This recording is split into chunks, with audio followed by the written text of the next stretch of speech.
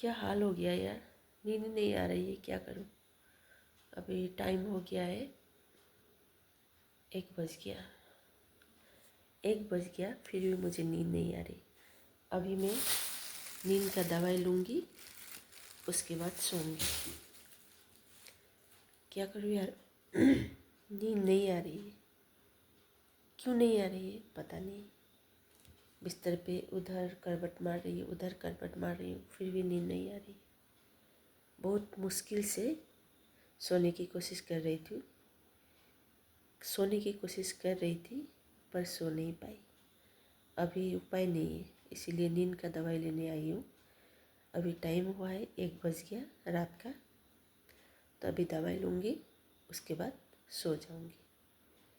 देखती हूँ नींद आती है कि नहीं। अभी तो गुड मॉर्निंग बोलने का टाइम हो गया मेरे दोस्तों। Good morning, bye bye.